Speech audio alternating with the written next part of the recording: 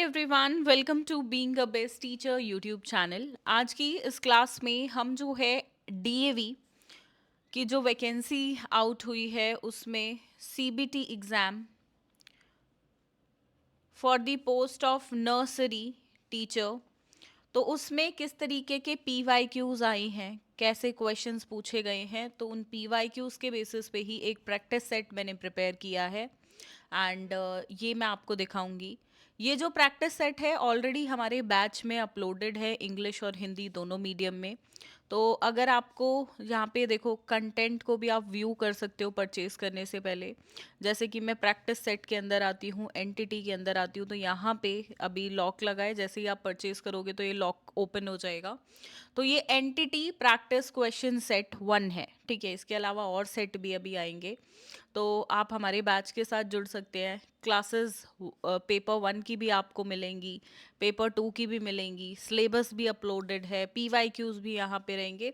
तो अपने आप में काफ़ी सारा कंटेंट है जो आपको एक कंप्लीट प्रिपरेशन देगा डीएवी सीबीटी एग्ज़ाम की। सो मेक श्योर बैच के साथ अगर आप सीरियस हैं इस जॉब के लिए, इस पोस्ट के लिए, तो ज़रूर जुड़ें। चलो शुरू करते हैं क्वेश्चन नंबर 1 से। First question is child development is related to. Child development जो है वो किससे रिलेटेड है भाई? तो child development is related with overall changes in the child. यहाँ पे सिर्फ बच्चे की एज के बारे में हम बात नहीं कर रहे हैं, सिर्फ एक्सपीरियंस के बारे में नहीं कर रहे हैं, ना सिर्फ फिजिकल ग्रोथ के बारे में कर रहे हैं, ठीक है। देखो, आज जितने भी सेट 1 में मैंने डाले हैं ना, ये इजी क्वेश्चंस डाले हैं, बट इसका मतलब ये मत सोचना कि सिर्फ इजी आते हैं। क्योंकि देखो, हमेशा जब भी क्वेश्चंस को प्रैक्टिस करना शुरू करते हो तो इजी से मॉडरेट लेवल पे जाना चाहिए, और फिर मॉडरेट से हमें डिफिकल्ट लेवल पे जाना चाहिए। तो वही स्ट्रैटेजी मेरे बैच की हमेशा रहती है। तो प्रैक्टिस सेट में आज सिर्फ इजी क्वेश्चंस हम करेंगे, आइडिया आपको हो जाएगा कि किस तरीके के क्वेश्चंस पूछे जाते हैं। Second is learning. Is learning क्या है? परमानेंट प्रोसेस है भाई, टेम्परेरी है, या कंटिन्यूस एंड ग्रेजुअल प्रोसेस है, या इरेगुलर प्रोसेस? तो it is and continuous learning हमेशा होती रहती है। जब हमारा जन्म होता है तब से लेके जब तक मृत्यु नहीं हो जाती है तब तक लर्निंग का प्रोसेस चलता रहता है, और अपने आप में परस्पर ये चलता रहता है। Third question is the first school of a child.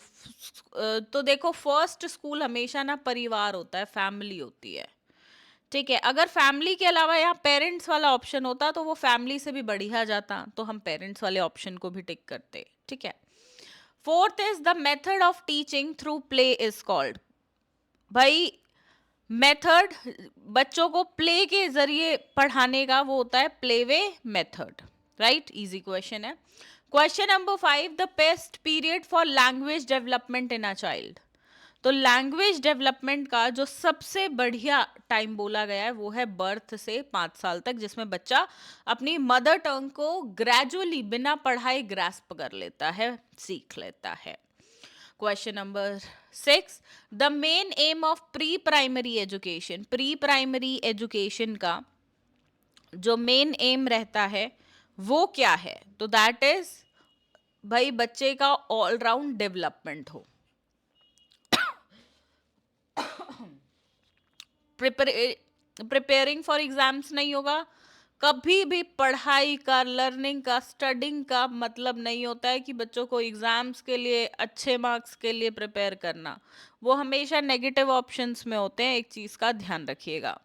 Discipline में लाना ये भी इसका काम नहीं है, सिर्फ राइटिंग स्किल्स नहीं है, सिर्फ जो ऑप्शन यहाँ पे जाएगा वो है all round development. A child learns through experiences, ये बात भाई किसने बोली है? तो चाइल्ड अपने एक्सपीरियंस से लर्न करता है, ये बात यहाँ पे पियाजे के द्वारा बोली गई है, right. Eighth question is the theory of cognitive development was given by. So theory of cognitive development was again given by पियाजे, ठीक है। ये सारे सीडीपी बेस्ड क्वेश्चन है जो एनटीटी के एग्जाम में सबसे ज्यादा पूछे जाते हैं। Question number 9, what develops in a child through games. Laziness आएगा, कंपटीशन आएगा, लेजीनेस नहीं होगा, यूनिटी एंड कॉपरेशन होगा, या कंपटीशन। नाइन्थ के दो आंसर आपको लग सकते हैं, ए और डी। तो करेक्ट जो है, देखो कंपटीशन हम बच्चों के अंदर नहीं लाना चाहते हैं, ठीक है, ये मतलब competitive spirit is good, but जो पॉजिटिव ऑप्शन है वो एक ही है कि बच्चों के अंदर यूनिटी और कॉपरेशन आए, बेसिकली सोशलाइजेशन बच्चे का हो। तो ए है हमारा यहाँ पे answer. Question number 10, the main role of pre primary teacher. Pre primary teacher का मेन रोल क्या होगा? डिसिप्लिनेरियन वो होनी चाहिए? नहीं भाई। गाइड एंड फ्रेंड, बिल्कुल गाइड एंड फ्रेंड होनी चाहिए। Examiner, no. Controller, no. So only positive option, pre primary teacher का role as a guide and a friend, right. आगे और भी क्वेश्चंस हैं, बट हम इस क्लास में सिर्फ 10 क्वेश्चंस डिस्कस करेंगे। बेसिकली इस क्लास का मोटिव था कि आपको आइडियाज हो कि कैसे क्वेश्चंस पूछे जाते हैं। थोड़ा सा जो अभी हमारी प्रैक्टिस पीवाईक्यू सीरीज है, इसको हम जल्दी जल्दी करेंगे। द रीज़न इज, देखो पोस्ट बहुत सारी हैं, ठीक है, सब्जेक्ट्स बहुत सारे हैं, तो हमें मतलब सभी बच्चों तक, सभी जो भी जिस भी पोस्ट के लिए आप पीजीटी के लिए अप्लाई कर रहे हो, टीजीटी के लिए, पीआरटी के लिए, या एनटीटी के लिए, या किसी मिनिस्ट्रियल पोस्ट के लिए आप अप्लाई कर रहे हो, तो मेन हमारा मोटिव है कि सभी स्टूडेंट्स तक सभी सब्जेक्ट्स के एटलीस्ट पीवाईक्यूज कुछ कुछ पहुँचे, ठीक है, ताकि आपको पता चले एग्ज़ाम किस तरीके से आता है और आप उस हिसाब से प्रिपरेशन कर सकें।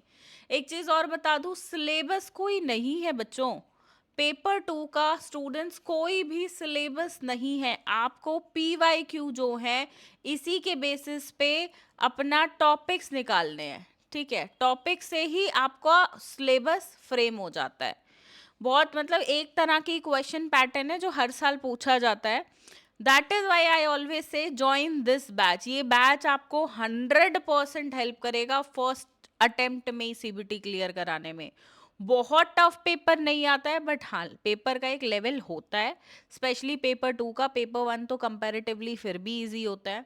तो this batch is going to help you. अभी 50% डिस्काउंट पे है, बहुत जल्दी बैच के प्राइजेस जो हैं वो एमआरपी पे ही हो जाएंगे। अभी वैसे 2400 का है ये बैच, 50% डिस्काउंट के बाद सिर्फ 1200 का, प्लस थोड़े से एक्स्ट्रा चार्जेस रहते हैं, इंटरनेट एंड प्लेटफॉर्म चार्जेस। तो 1243 में आपको ये कोर्स मिल जाएगा। अदरवाइज थोड़े दिन के बाद इसके प्राइजेस बढ़ जाएंगे, 2400 रुपये का ये आपको मिलेगा। सो मेक श्योर आप अभी डिस्काउंटेड प्राइस पे ही इस कोर्स के अंदर एनरोल करें। एंड जो तैयारी आपकी यहाँ से होगी, क्योंकि देखो सिलेबस स्पेसिफाइड नहीं है। पीवाईक्यूज आप इतनी मेहनत से ढूंढोगे, और वो कॉस्ट ना आपकी इससे ज़्यादा ही बैठ जाएगी जो आप ट्रैवल करोगे, पीवाईक्यूज निकालोगे। सो एक ही प्लेटफॉर्म पे जहाँ आपको सारी चीज़ें मिल रही हैं वहाँ पे एनरोल करो और एक अच्छी तैयारी करो। क्योंकि ये देखो, इस वैकेंसी में जितनी अच्छी परमानेंट और कॉन्ट्रैक्चुअल दोनों की, चलो लेट सपोज परमानेंट पोस्ट पे आपका सिलेक्शन नहीं हुआ, कॉन्ट्रैक्चुअल पे भी हो गया, तो कॉन्ट्रैक्चुअल की भी सैलरी बहुत अच्छी खासी है। 25, 30, 35 हज़ार तक जो है, पोस्ट के हिसाब से 25 से स्टार्टिंग है। तो आपके लिए ये एक सबसे अच्छा मतलब अवसर है, अपॉर्चुनिटी है। So make your parents proud. अगर आप अभी कहीं भी जॉब नहीं कर रहे हो, या कम में जॉब कर रहे हो, या जॉब से खुश नहीं हो, तो ये है एक अच्छी अपॉर्चुनिटी आप सभी के लिए, राइट। बाकी कोई भी डाउट हो, या आप चाहते हैं किसी पर्टिकुलर पोस्ट के लिए, अभी तक जिसके लिए मैंने क्वेश्चंस ना दिए हो आपको, तो उस पोस्ट का और सब्जेक्ट का नाम जो है आप मुझे कमेंट्स में लिखकर बता देना। मैं उसके लिए भी वीडियो जल्द अपलोड कर दूंगी। एनटीटी के लिए बहुत सारे स्टूडेंट्स ने बोला था, तो एज यू कैन सी सबसे पहले, अब जब थोड़े से ब्रेक के बाद मैं वीडियोस वापस से स्टार्ट कर रही हूँ क्लासेस, तो एनटीटी की मैंने सबसे पहले अपलोड की है, राइट। चलिए, thank you so much students, have a great day ahead.